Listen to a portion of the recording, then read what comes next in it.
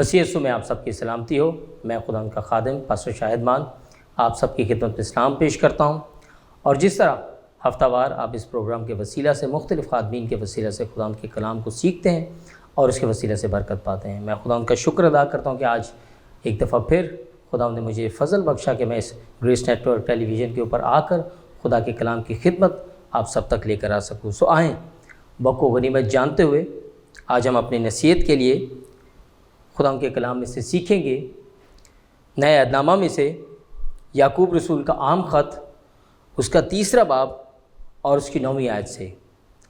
اسی سے ہم خداوند اور باپ کی حمد کرتے ہیں، اور اسی سے آدمیوں کو جو خدا کی صورت پر پیدا ہوئے ہیں بد دعا دیتے ہیں۔ خدا ان کی زندگی بخش پاک کلام کے پڑھے اور سننے پر خدا ان کی برکت ہو، آمین۔ آئے ہم دعا مانگے۔ نہایت ہی قدوس باپ، خداوندوں کے خدا، تجھے آسمانوں کے آسمانوں میں بھی سما نہ سکا، تو جو بلند اعلیٰ اور پاک تیرے مقاموں میں رہتا ہے، تو بھی میں تیرا شکر ادا کرتا ہوں کہ تو غریب اور خاکسار کی دعاؤں کو سنتا اور قبول کرتا ہے۔ میں تیرا شکر ادا کرتا ہوں آج کے اس خوبصورت وقت کے لیے کہ جب تو اسیروں کی طرح گشت کراتے ہوئے اپنے بندہ کو اس خوبصورت پلیٹ فارم پر لے کر آیا، تاکہ خداوند تیرے کلام مقدس کی سچائیوں کو، تیرے کلام کے ان بھیدوں کو جب تیرے لوگوں تک لے کر آیا جائے تو خداوند بہت ساری جانیں تیرے کلام کے وسیلہ سے برکت پائیں، زندگی پائیں اور کثرت کی پائیں۔ مجھ خاکسار کے ساتھ ہونا، بولنے کی حکمت اور دانائی بخشنا، یہ سب کچھ مانگا اور پایا تیرے ہی قدوس نام میں، آمین۔ ابھی آپ نے خدا کے کلام میں سے ایک حوالہ سنا کہ جہاں پر خدا کا بندہ مقدس یعقوب رسول اس کے 3 باب اس کی 9ویں آیت کے اندر یوں فرماتا ہے کہ اسی سے ہم خداوند اور باپ کی حمد کرتے ہیں، اور اسی سے آدمیوں کو جو خدا کی صورت پر پیدا ہوئے ہیں بد دعا دیتے ہیں۔ کسی شخص نے سوال کیا کہ پاس صاحب، ہم نے دعا کے اوپر تو بارہا خدا کے خادمین سے کلام سنا اور اس کے وسیلہ سے برکت پائی ہے، لیکن آج تک کبھی کسی شخص نے بد دعا کے اوپر کلام نہیں سنایا۔ سو برائے کرم آپ ہماری رہنمائی کریں کہ کیا بد دعا بائبل مقدس کے مطابق لگ جاتی ہے؟ کیا ہم مسیحی ایمانداروں کو بد دعا دینی چاہیے یا کہ نہیں؟ کیونکہ فی زمانہ ہم دیکھتے ہیں جس دور سے ہم گزر رہے ہیں، یا جس معاشرے کا ہم حصہ ہیں، یا جو ہمارے ارد گرد جو اقوام بستی ہیں، ان قوموں کا کلیہ ہے کہ وہ بات بات پر کیا دیتے ہیں، ایک دوسرے کو بد دعا دیتے ہیں۔ اور ہم دیکھتے ہیں کہ ان کی دیکھا دیکھی ہماری مسیحی قوم نے بھی اسی شیوا کو اپنا لیا ہے، اور اس چیز کو دیکھا گیا کہ جب ماں باپ اپنی اولاد کے اوپر غصہ کرتے ہیں، جب اولاد نافرمان ہو جاتی ہے، تو بعض اوقات ماں باپ جو ہے جب ان کا دل اپنی اولاد سے منحرف ہو جاتا ہے تو اپنی اولاد کے لیے کیا کرتے ہیں، بد دعا دیتے ہیں۔ بعض اوقات جب ماں باپ بچوں کی فکر نہیں کرتے، بچے ان سے برخلاف چلے جاتے ہیں، تو بچے بھی اکثر کیا کرتے ہیں، اپنے ماں باپ کے لیے کیا کرتے ہیں، بد دعا دیتے ہیں۔ اور اسی طرح رشتوں کے اندر مختلف جو چیزیں ہم پائی جاتی ہیں، ان کے اندر ہم دیکھتے ہیں کہ جہاں پر ہم کام کرتے ہیں، جس معاشرے میں ہم رہتے ہیں، وہاں پر بعض اوقات ایک دوسرے سے چھوٹی موٹی تلخ کلامی کے اوپر ہم کیا کرتے ہیں، ایک دوسرے کو بد دعا دیتے ہیں۔ سو آج خدا کے کلام میں سے ہم سیکھیں گے، آج کا جو ہمارا موضوع ہے وہ ہے بد دعا۔ 3 چیزیں خدا کے کلام میں سے شیئر کریں گے۔ سب سے پہلے دیکھیں گے کہ بد دعا کا کیا مطلب ہوتا ہے، یا بد دعا کسے کہتے ہیں۔ دوسری چیز دیکھیں گے کہ کن لوگوں کی بد دعا لگ جاتی ہے، اور تیسری اور آخری اور سب سے اہم چیز دیکھیں گے کہ کیا ہم مسیحی لوگوں کو بد دعا دینی چاہیے یا کہ نہیں۔ سو وقت کو غنیمت جانتے ہوئے سب سے پہلے دیکھیں گے بد دعا کے بارے میں کہ بد دعا کیا ہوتی ہے، یا بد دعا کا لغوی یا لفظی مطلب اس کا کیا بنتا ہے۔ سو بد دعا جو ہے یہ 2 لفظوں کا مرکب ہے، بد اور دعا۔ بد جو ہے وہ فارسی زبان کا لفظ ہے، جس کے لفظی مطلب ہے ایسی چیز کہ جس سے انسان کو کیا آتی ہو، کراہیت آتی ہو، یا ایسی چیز جو کیا ہو، نفرت انگیز ہو۔ اور دعا جو ہے وہ عربی زبان کا لفظ ہے، جس کے لفظی مطلب ہے التجا یا مناجات۔ سو بد دعا کا جو لفظی مطلب بنتا ہے وہ 3 معنوں کے اندر اس کو استعمال کیا جاتا ہے بد دعا کو۔ بد دعا کا جو پہلا مطلب بنتا ہے وہ ہے کوسنا۔ بد دعا کا پہلا مطلب ہے کوسنا، دوسرا مطلب ہے لان تان کرنا، اور تیسرا ہے برا بھلا کہنا۔ یعنی کہ جب کوئی شخص، کسی شخص کا کوئی نقصان ہوتا ہے، اس کے منہ سے فی البدی کچھ نہ کچھ ایسے الفاظ نکلتے ہیں جو دوسرے انسان کے سننے کو کیا لگتے ہیں، وہ برے لگتے ہیں، اور ان کو ہم کیا کہتے ہیں کہ جناب اس نے اس شخص کو کیا دی، بد دعا دی۔ خدا کا کلام اس بات کی وضاحت کرتا ہے۔ اگر ہم قضات کی کتاب اس کا 17واں باب اور اس کی پہلی 2 سے 4 آیت اگر ہم اس کا مطالعہ کریں تو وہاں پر ایک شخص کا ذکر ملتا ہے جس کا نام میکا تھا۔ اس کی ماں کے 1100 چاندی کے سکے چوری ہو گئے، اور ظاہری بات ہے جب کسی شخص کا لاس ہوتا ہے، کسی شخص کا نقصان ہوتا ہے، جب اس کی ماں کو پتہ چلا کہ اس کے 1100 چاندی کے سکے چوری ہو گئے، اس نے کیا کی کہ اس چور کے اوپر لعنت کی۔ چوری کرنے والا میکا اس کا بیٹا ہی تھا جس نے اس کی اپنی ماں کے 1100 چاندی کے سکے چوری کر لیے۔ بات مختصر، جب اسے پتہ چلا کہ اس کی ماں جو ہے اسے بد دعائیں دے رہی ہیں، اس کے اوپر لعن طعن کر رہی ہے، وہاں پر لفظ آیا کہ اس نے اس کے اوپر، چور کے اوپر لعنت کی۔ جب اس چور کو پتہ چلا، میکا کو پتہ چلا کہ میری ماں میرے اوپر لعنت کر رہی ہے، وہ بھاگا گیا اور اس نے کیا کیا، 1100 چاندی کے سکے اپنی ماں کے ہاتھ میں دیے اور اپنی ماں سے کیا مانگی، معافی مانگی، اور اس نے کہا دیکھ ماں تو مجھے لعنت مت دے، میں نے ہی تیری کیا کی، چوری کی۔ ہلیلویہ۔ اب اس نے کیا کیا، اس کی ماں نے، چونکہ اب اس کے منہ سے بد دعا نکل چکی تھی، اس کے لیے لعنت نکل چکی تھی، اب وہ لعنت واپسی تو نہیں آ سکتی تھی، اس نے اس کے برعکس کیا کیا کہ اس نے اپنے بیٹے کے لیے کیا کی، برکت مانگی، اور کیا کہا کہ خداوند اسے معاف کر اور آج سے اسے کیا دے، تو اسے برکت دے۔ یعنی کہ خدا کا کلام اس چیز کی وضاحت کرتا ہے قضات کی کتاب کے اندر کہ اس عورت کا کیا ہوا، لاس ہوا، اس کا نقصان ہوا، اور اس کے بدلے اس نے اس چور کو، اپنے بیٹے کو کیا دی، لعنت دی۔ اگر ہم نئے عہد نامہ میں چلے تو متی رسول کی معرفت لکھی گئی انجیل، اس کے 21ویں باب اور مرکز 11 باب کے اندر دونوں حوالہ جات کے اندر ایک ہی واقعہ درج ہے۔ ایک روز کا ذکر ہے کہ خدا یسوع مسیح حسب معمول اپنے شاگردوں کے ساتھ ایک جگہ سے گزر رہے تھے، اور آپ کو پتہ ہے کہ ملک فلسطین کے اندر بہت سارے درختوں کا ذکر آتا ہے، گولر کے پیڑ کا ذکر آتا ہے، انجیر کے درخت کا ذکر آتا ہے، چنار کے درخت کا، سفیدے کے درخت کا ذکر آتا ہے، اور بہت سارے پھلدار درختوں کا کیا ہے، ذکر آتا ہے۔ یہاں پر ہم دیکھتے ہیں متی رسول کی معرفت لکھی گئی انجیل اس کے 21ویں باب کے اندر کہ خدا یسوع مسیح ایک روز کا ذکر ہے کہ وہاں سے گزر رہے تھے، وہاں پر ایک انجیر کے درخت اسے ملا۔ خدا یسوع مسیح کو بھوک لگی، جب اس درخت کے پاس گئے اور اس درخت کو کیا پایا، بے پھل پایا، اور اس کے بعد کیا کی، اس کے اوپر لعنت کی، اور جیسے اس کے اوپر لعنت کی کیا ہوا، انجیر کا درخت کیا ہوا، اسی گھڑی کیا ہوا، سوکھ گیا۔ اور کیا لکھا ہے مرکز 11 باب اس کی 14ویں آیت کے اندر، اس نے اس سے کہا آئندہ کوئی تجھ سے کبھی پھل نہ کھائے، اور اس کے شاگردوں نے سنا۔ اب یہاں پر بہت سارے لوگ سوال کرتے کہ کیا خدا یسوع مسیح نے بھیجا اس درخت کے اوپر لعنت کی؟ اگر ہم انجیر کے درخت کی تفسیر میں چلیں تو انجیر کا جو درخت ہے وہ سال میں 2 سے 3 دفعہ پھل دیتا ہے۔ انجیر کا جو درخت ہے وہ سال میں 2 سے 3 دفعہ پھل دیتا ہے، اور اصل جو انجیر ہمیں بازار سے ملتی ہے، براؤن رنگ کی جو ٹکیا، اس انجیر کو لگنے سے پہلے اس درخت کے اوپر گول بیر نما پھل لگتے ہیں، جسے عبرانی زبان میں تغش کہا گیا ہے، جس کے لفظی مطلب ہے دھوکے کا پھل۔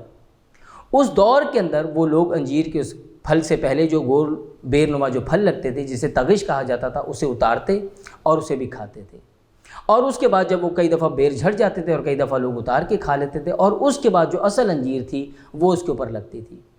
جب خدا یسوع مسیح نے دیکھا کہ مجھے تو اتنی بھوک لگی اور میں اس کے پاس آیا اور اس کے اندر یہ پھل بھی نہیں پایا، خدا یسوع مسیح نے اس کے اوپر لعنت کی۔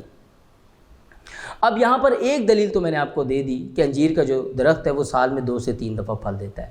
اس کے بعد جو اس کی روحانی دلیل بنتی ہے کہ کیوں خدا یسوع مسیح نے کیوں اس کے اوپر بھیجا، لعنت کی۔ دیکھیں اگر ہم یوحنا 15 باب اور اس کی پہلی 3-4 آیات کا مطالعہ کریں تو وہاں پر کیا لکھا ہے کہ انگور کا حقیقی درخت میں ہوں، جو ڈالی مجھ میں رہے گی وہ ہمیشہ کیا رہے گی، پھلدار رہے گی۔ ہاللیلویہ۔ خدا یسوع مسیح اپنے شاگردوں کو یہاں سمجھانا چاہتے تھے کہ تم کبھی بھی جو کیا ہو، بے پھل نہ ہو۔ خدا یسوع مسیح چاہتے تھے کہ تم ہمیشہ کیا رہو، روحانی پھلوں سے سیر رہو، آسودہ رہو، تاکہ جب بھی کوئی ضرورت مند، کوئی حاجت مند تمہارے پاس آئے تو وہ کبھی بھی کیا ہو، خالی ہاتھ تمہارے پاس سے نہ لوٹے۔ اسی لیے خدا یسوع مسیح نے یہاں پر اپنے شاگردوں کو سمجھایا اور ان کو سمجھایا کہ دیکھو تمہیں کیا رہنا ہے، ہر وقت کیا رہنا ہے، پھلدار ایک شجر کی طرح رہنا ہے، پھلدار درخت کی طرح رہنا ہے۔ اور کیا فرمایا مرکز 11:21 کے اندر، پطرس کو وہ بات یاد آئی اور اس سے کہنے لگا، اے ربی دیکھ، یہ انجیر کا درخت جس پر تو نے لعنت کی تھی سوکھ گیا۔ یہاں پر لعنت کا جو ہمیں جو ایک مفہوم تھا اس کی ہمیں تشریح مل گئی کہ لعنت سے کیا مراد ہے، بد دعا سے کیا مراد ہے، لعن طعن کرنا، کوسنا یا برا بھلا کہنا۔ اب دوسری چیز کے بارے میں دیکھیں گے کہ آخر کن لوگوں کی بد دعا لگ جاتی ہے۔ بڑی معذرت کے ساتھ غیر اقوام کے اندر رہتے ہوئے ہماری قوم نے بھی کیا کیا ہے کہ ان جیسے کیا ہے رسم و رواج کو اپنا لیا ہے، اور اکثر اوقات آپ نے دیکھا ہوگا کہ اکثر اوقات ہمارے یہاں معاشرے کے اندر کیا ایک ٹرینڈ چلتا ہے یا ایک عام بات کی جاتی ہے کہ جناب خسرو کو کچھ مت کہو، ان کی بد دعا لگ جاتی ہے۔ انہیں مت ستاؤ، اگر آپ انہیں ستاؤ گے تو ان کی بد دعا کیا ہوگی؟ آپ کو لے دی جائے گی۔ آج خدا کے کلام میں سے سیکھیں گے کہ آخر کن لوگوں کی بد دعا لگتی ہے۔ خدا کے کلام میں سے تفسیر میں سے دیکھیں گے کہ آخر وہ کون سے لوگ ہیں جن کی بد دعا لگ جاتی ہے۔ دو ایسے لوگ ہیں کہ جن کی بد دعا لگتی ہے اور خدا کا کلام اس بات کی تصدیق کرتا ہے۔ سب سے پہلے وہ کون سے لوگ ہیں؟ خدا کے برگزیدہ لوگ، یعنی کہ خدا کے چنے ہوئے، خدا کے ممسوح۔ اگر ہم پیدائش کی کتاب اس کا 27واں باب اور اس کی 29ویں آیت کا مطالعہ کریں تو یہاں پر ایک باپ اپنے بیٹے کو کیا دے رہا ہے؟ برکت دے رہا ہے۔ اور بائبل مقدس کا ایک قانون ہے کہ جب باپ کسی بیٹے کو برکت دیتا تھا تو وہ بیٹا بابرکت ہوتا تھا، اور جب وہ اس کے اوپر لعنت کرتا تھا تو وہ بیٹا یا اولاد جو تھی وہ لعنتی قرار ہوتی تھی۔ یہاں پر اسحاق برکت دے رہا ہے اپنے بیٹے یعقوب کو، اور اس کہانی سے آپ بخوبی واقف ہے کہ کس طرح یعقوب نے دھوکے سے آ کے اپنے بھائی یسوع کی جگہ اس سے برکت لے لی۔ اور کیا لکھا ہے؟ اسحاق نے کیا برکت دی؟ پیدائش 27 باب اس کی 29ویں آیت کے اندر، قومیں تیری خدمت کریں اور قبیلے تیرے سامنے جھکیں، تو اپنے بھائیوں کا سردار ہو اور تیری ماں کے بیٹے تیرے آگے جھکیں، جو تجھ پر لعنت کرے وہ خود لعنتی ہو اور جو تجھے دعا دے وہ برکت پائے۔ ہاللیلویہ۔ یہاں پر ہم دیکھتے بڑی خوبصورت خدا کے کلام کی تعلیم کہ جب باپ اپنے بیٹے کو برکت دیتا تھا وہ بابرکت ہوتے تھے، اور جب وہ ان کے اوپر لعنت کرتے تھے وہ لعنتی قرار ہوتے تھے۔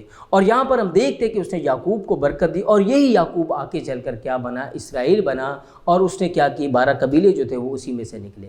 اور آج تک یہ جو برکت ہے اسرائیلی قوم کے اوپر، آج تک کیا ہے؟ یہ برکت ان کے ہاتھوں، ان کے سروں کے اوپر ہے۔ اور دیکھیے پوری کی پوری قوم، پوری کی پوری دنیا کے اوپر آج بھی کیا ہے؟ وہ سلطنت کر رہے ہیں۔ وہ ہمیشہ دوسروں کو قرض دیتے ہیں اور کبھی بھی دوسروں سے قرض لیتے نہیں ہیں۔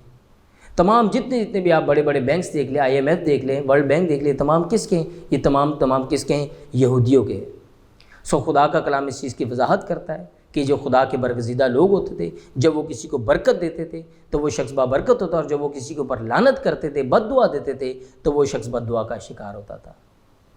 اس کی چند ایک مثالیں خدا کے کلام میں سے دیکھیں گے۔ اگر ہم دوسرا سلاطین اس کے دوسرے باب کا مطالعہ کریں، یہاں پر 2 اشخاص کا ذکر ملتا ہے، ایک استاد اور ایک شاگرد۔ استاد ہے ایلیا اور شاگرد ہے الیشا۔ اسے پتہ ہوتا ہے کہ اب میرا جو استاد ایلیا ہے وہ عشیرتوں کے اندر سے اٹھایا جائے گا، اور جب وہ یردن پار سے جا رہے ہوتے ہیں اور عشیرتوں سے گھیر لیتے ہیں، وہ کیا کرتا ہے؟ اور تو کچھ اس کے ہاتھ میں آتا نہیں، وہ ایلیا کی چادر اپنے ہاتھ میں تھام لیتا ہے، اور جب ارد گرد دیکھتا ہے کہ اس کا استاد اس کے ساتھ نہیں رہا، اور دوبارہ کیا کرتا ہے؟ اس چادر کو لیتا ہے اور دریائے یردن کے اوپر مارتا ہے، اور کہتا ہے کہاں ایلیا کا خدا؟ اور اسی وقت دریائے یردن جو ہے وہ 2 ٹکڑے ہو جاتا ہے۔ بات مختصر، جب اس دریا میں سے نکل کے واپسی آتا ہے، شہر کی طرف واپسی راغب ہوتا ہے، چونکہ ایلیا سر سے گنجا تھا، اس کا حلیہ تھوڑا سا مختلف تھا عام لوگوں سے، وہاں پر لکھا ہے کہ 42 بچے اس کے پیچھے لگ جاتے ہیں، اور وہ بچے اس کو کیا کرتے ہیں؟ اس کو زج کرتے ہیں، اور بار بار کہتے ہیں او گنجے سر والے کہاں جا رہا ہے، او گنجے سر والے کہاں جا رہا ہے، او گنجے سر والے کہاں جا رہا ہے۔ جب بہت زیادہ اسے زج کرتے، تنگ کرتے، وہ ان کے اوپر کیا کرتا؟ لعنت کرتا ہے۔ جنگل میں سے 2 ریچھنیاں نکلتی ہیں اور ان 42 کے 42 بچوں کو کیا کرتی ہیں؟ پھاڑ کھاتی ہیں۔ یہاں پر اس چیز کی وضاحت ہوتی ہے کہ دیکھیں وہ جو خدا کا ممسوح تھا، جب اسے تنگ کیا گیا، جب اسے زج کیا گیا، اس نے ان 42 بچوں کے اوپر لعنت کی، اور وہ 42 کے 42 بچے کیا ہوئے؟ اس لعنت کا شکار ہوئے۔ اس کے بعد اگر نئے نامہ میں آ جائیں متی 11 باب کے اندر، تو خدا یسوع مسیح نے 3 بڑے شہروں کے اوپر لعنت کی، اور وہ 3 بڑے شہر کون سے تھے؟ بیت خرازین، بیت سیدا اور کفرنہوم۔ خدا یسوع مسیح نے کہا اے بیت سیدا، اے بیت خرازین، جتنے معجزے اور جتنی نبوت تمہارے اندر ہو، اگر سور اور سیدا میں ہوتی تو اب تک وہ کیا کرتے؟ ٹاٹ اوڑ رہتے، اور ٹاٹ اوڑ کر توبہ کرتے اور خدا کی بادشاہت کے اندر داخل ہو جاتے، لیکن تم نے ایسا نہ کیا۔ اے کفرنہوم، تو کیا آسمان تک جائے گا؟ تو پاتال میں اتر جائے گا، اور دوبارہ تیری ہستی کو بھی کوئی جان نہ پائے گا۔ ہاللیلویہ۔ اور ایسا ہی ہوا، کیونکہ ان تینوں شہروں کے اندر خدا یسوع مسیح نے بہت زیادہ منادی کی، بہت زیادہ معجزے دکھائے، لیکن اس کے باوجود بھی نہ تو وہ خدا کے اوپر ایمان لائے، نہ اس کے بیٹے کے اوپر، اور نہ ان معجزوں کے اوپر۔ اور آج تک جو لعنت خدا یسوع مسیح نے ان 3 شہروں کے اوپر کی تھی، آثار قدیمہ والوں نے بے شمار چیزیں دریافت کر لی، ارارات کا پہاڑ دریافت کر لیا، نوح کی انہوں نے کشتی دریافت کر لی، احرام مصر کو انہوں نے دریافت کر لیا، بہت ساری چیزوں کو دریافت کر لی، لیکن جس کے اوپر خدا یسوع مسیح نے لعنت کی تھی، آج تک ان 3 شہروں کا کوئی پتہ نہیں ہے، کیونکہ خدا کا کلام اٹل ہے۔ اور جب اس کے بیٹے نے ان 3 شہروں کے اوپر لعنت کی، تو تینوں کے تینوں شہر جو کیا ہوئے؟ وہ بد دعا کا، لعنت کا کیا ہو گئے؟ شکار ہو گئے۔ اور اگر ہم نئے عہد نامہ میں آگے چلے اعمال کی کتاب اس کے 13ویں باب کے اندر اگر ہم دیکھتے ہیں سو یہاں پر برنباس اور ساؤل جسے آگے چل کر پولوس کا لقب ملا وہ پافس کا علاقہ تھا، یہاں پر وہ منادی کر رہے تھے۔ اور یہاں پر ایک شخص تھا جس کا نام بر-یسوع تھا اور وہ جھوٹا نبی تھا، جھوٹی نبوتیں کرتا تھا اور اس کے اندر بدروہیں تھیں۔ اس نے لوگوں کو کیا کر دیا؟ گمراہ کرنا شروع کر دیا۔ اس نے کہا کہ کیوں تو ان صاحبوں کو کیا کرتے ہو، اپنی عبادت خانوں کے اندر لے کر آتے اور ان سے خدا کا کلام سنتے اور یہ معجزے کرتے ہیں۔ اور جب ساؤل کو اور برنباس کو اس چیز کا ذکر ملا تو ساؤل نے آگے بڑھ کر کہا کہ تو کیا شیطان کا فرزند ہے؟ تو کیوں خدا کی راہوں کو بگاڑتا ہے؟ دیکھ آج سے تو کیا کرے گا، سورج کو نہیں دیکھے گا۔ اور اسی وقت کیا ہو گیا؟ وہ نابینا ہو گیا اور اس کی آنکھیں کیا ہو گئی؟ اندھی ہو گئی۔ دیکھیں خدا کا کلام اس چیز کی وضاحت کرتا ہے کہ جو خدا کے برگزیدہ لوگ ہیں، جو خدا کے چنے ہوئے لوگ ہیں، جب وہ کسی کو برکت دیتے تھے وہ برکت کا شکار ہوتے تھے، اور جب وہ کسی کے اوپر لعنت کرتے تھے، بد دعا دیتے تھے، تو وہ شخص جو تو کیا ہوتا تھا؟ وہ بد دعا کا شکار ہوتا تھا۔ اور خدا کے کلام میں سے، پرانے عہد نامہ میں سے لے کر نئے عہد نامہ تک میں نے آپ کو وضاحت سے ایک ایک چیز بتائی کہ کس طرح جب کسی کے اوپر خدا کے برگزیدہ، خدا کے خادمی لعنت کرتے تھے تو وہ لعنت کا شکار ہوتے تھے، اور جب وہ برکت دیتے تھے تو وہ شخص کیا ہوتا تھا؟ برکت کا شکار ہوتا تھا۔ اور زبور نویس کیا فرماتا ہے؟ زبور 105 اس کی 15ویں آیت کے اندر زبور نویس فرماتا ہے، اور کہا میرے ممسوح کو ہاتھ نہ لگاؤ اور میرے نبیوں کو کوئی نقصان نہ پہنچاؤ۔ یعنی کہ خدا کا بندہ بزرگ داؤد نبی یہاں پر وضاحت سے فرماتا ہے، وہ کہتا ہے کہ میرے ممسوح کو ہاتھ نہ لگاؤ، یعنی کہ جو خدا کے ممسوح ہیں، جو خدا کے برگزیدہ لوگ ہیں، جو خدا کے چنے ہوئے لوگ ہیں، اگر آپ ان کے برخلاف کوئی بات کریں گے تو خدا کیا کرے گا؟ آپ کو اس کا کیا دے گا؟ جواب دینا پڑے گا۔ آج بھی آپ دیکھیں کہ مختلف خدا کے خادمین جو خدا کی خدمت کر رہے ہیں، اور مختلف لوگ جب ان کی آپس میں ان سے نہیں بنتی، ان کی کسی بات پہ ان کا اختلاف ہوتا ہے، وہ کیا کرتے ہیں؟ مختلف چوراہوں پر، مختلف چرچز اور مختلف کمیونٹیز کے اندر جا کر ان کے برخلاف بات کرتے ہیں۔ لیکن یاد رکھیے کہ خدا جب اپنے ممسوح کو چن لیتا ہے، پھر یہ خدا کا اور خدا کے ممسوح کا کام ہے کہ وہ اس سے کس طرح کام لیتا ہے۔ اگر خدا کا ممسوح غلط کام کرے گا تو خدا کے حضور خود اس کو جواب دینا ہوگا۔ آپ کا کیا کام بنتا ہے؟ کلیسیا ہونے کے ناطے آپ صرف خدا کے حضور جھکے رہیں۔ اگر کوئی شخص غلط کام کر رہا ہے تو خدا ضرور کیا ہے؟ اس کا کیا دے گا؟ صلہ دے گا۔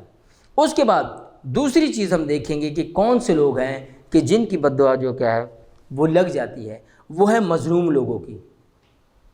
جو مظلوم ہیں، یتیم ہیں، مسافر ہیں، بیوہ ہیں، اگر ان کے اوپر ہم ظلم کریں گے تو خدا کا کلام کیا فرماتا ہے؟ یرمیہ نبی کی کتاب اس کے 22ویں باب اور اس کی 3 آیت کے اندر، یرمیہ 22:3، خداوند یوں فرماتا ہے کہ عدالت اور صداقت کے کام کرو اور مظلوم کو ظالم کے ہاتھ سے چھڑاؤ اور کسی سے بدسلوکی نہ کرو اور مسافر و یتیم اور بیوہ پر ظلم نہ کرو، اس جگہ بے گناہ کا خون نہ بہاؤ۔ اور آج اب دیکھتے ہیں کہ جس معاشرے کا ہم حصہ ہیں کہ جو شخص کمزور ہوتا ہے، طاقتور آتا ہے، کیا کرتا ہے؟ ان کے گھروں کو تباہ کر دیتا ہے۔ اگر کوئی بیوہ ہے، اس کے بیچاری کے پاس اگر چھوٹی موٹی کوئی جھونپڑی ہے یا کوئی رہنے کے لیے اپنے بچوں کو سر چھپانے کے لیے گھر ہے، جو صاحب حیثیت ہوتے ہیں یا صاحب اقتدار ہوتے ہیں، وہ کیا کرتے ہیں کہ ان بیوہ کو کیا کرتے ہیں؟ زمین پاؤں تلے رون دیتے ہیں۔ اگر کوئی یتیم ہے، باپ کا ہاتھ اس کے سر پر نہیں ہے، تو ہم کیا کرتے ہیں؟ اس کے اوپر کیا کرتے ہیں؟ ظلم کرتے ہیں، اور ظلم کر کے کیا کرتے ہیں؟ اس سے اس کا حق کیا کرتے ہیں؟ ہم چھین لیتے ہیں۔ لیکن خدا کا کلام اس چیز کی وضاحت کرتا ہے۔ خدا کہتا ہے زبور 12 اس کی 5ویں آیت کے اندر، غریبوں کی تباہی اور مسکینوں کی آہ کے سبب سے خداوند فرماتا ہے اب میں اٹھوں گا، اب میں اٹھوں گا۔ خدا اس چیز کے اوپر اٹل کھڑا رہتا ہے کہ جب آپ کسی مظلوم کے ساتھ ظلم کرتے ہیں، جو پہلے ہی شخص مظلوم ہے، جس کے ہاتھ میں پہلے ہی کچھ نہیں ہے، اگر آپ اس کے ساتھ اور ظلم کریں گے تو یاد رکھیے گا کہ خدا آپ کا انصاف کرے گا، خدا اس کے ساتھ کھڑا ہو جائے گا، اور خدا اس کے تمام ظلموں کو کیا لے گا؟ آپ سے بدلہ لے گا۔ اور آپ دیکھتے ہیں اسی زمین کے اوپر رہتے ہوئے بہت دفعہ لوگ کیا کرتے ہیں، جب وہ صاحب اختیار ہوتے ہیں، وہ کیا کرتے ہیں؟ اپنے سے جو کمزور شخص ہوتا ہے اس کے اوپر ہاتھ ڈالتے ہیں، اس کی زمین جائیداد لے لیتے ہیں، اس سے اس کا مال متا سب کچھ چھین لیتے ہیں، کیونکہ اس کو کیا ہوتے ہیں؟ صاحب اختیار ہوتے ہیں۔ لیکن یاد رکھیے کہ ہر ایک چیز کا موقع، سلیمان نبی فرماتا واعظ کی کتاب 3 باب اس کی 1 آیت کے اندر کہ ہر ایک چیز کا موقع اور ہر ایک کام کا جو آسمان کے نیچے ہوتا ہے ایک وقت مقرر ہے۔ سو یاد رکھیے خدا کے برگزیدہ لوگوں کی بد دعا لگتی ہے، اس کے بعد مظلوم، بیوہ، یتیم اور جو مظلوم ہے ان کی بد دعا لگتی ہے۔ اور اس چیز کو ذہن میں رکھیے کہ یہ جو مختلف چیزیں آپ کے ذہن میں سمائی ہوئی ہیں غیر اقوام کی طرف سے، ان لوگوں کی کبھی بھی بد دعا نہیں لگتی۔ تیسری اور آخری چیز کیا ہے جو سب سے اہم اس موضوع کا پہلو ہے، اور وہ کیا ہے کہ کیا ہم مسیحیوں کو بد دعا دینی چاہیے یا کہ نہیں؟ ہرگز نہیں، چونکہ ہم خدا کے لوگ ہیں۔ اور یعقوب رسول اسی خط کے اندر بڑی وضاحت سے فرماتا ہے، اور وہ کیا کہتا ہے کہ ایک ہی چشمے سے کیا کھاری اور میٹھا پانی نکل سکتا ہے؟ کبھی بھی ایسا نہیں ہوگا، یا تو کھاری پانی نکلے گا یا میٹھا پانی نکلے گا۔ اسی لیے خدا کا کلام فرماتا ہے، پطرس رسول کہتا ہے پہلا پطرس 3:9 کے اندر، بدی کے عوض بدی نہ کرو اور گالی کے بدلے گالی نہ دو، بلکہ اس کے عوض برکت چاہو، کیونکہ تم برکت کے وارث ہونے کے لیے بلائے گئے ہو۔ پولس رسول بڑی وضاحت اس چیز کی تعلیم دیتا ہے رومیو 12:14 کے اندر، جو تمہیں ستاتے ہیں ان کے واسطے برکت چاہو لعنت نہ کرو۔ دنیا کی کسی مذہب کے پاس یہ تعلیم نہیں ہے۔ آپ دیکھیں غیر اقوام کو چھوٹا سا ان کا نقصان ہو، کس طرح وہ سڑکوں کے اوپر نکل آتے ہیں، لیکن واحد یہ خدا کا کلام ہمیں بخشا گیا ہے کہ جو ہمیں کیا دیتا ہے؟ برداشت کا اور صبر کی تلقین دیتا ہے۔ اور دنیا کی کسی قوم کے پاس یہ تعلیم نہیں، گو کہ یہ تعلیم، یہ پریکٹس تھوڑی سی مشکل ہے لیکن ناممکن نہیں۔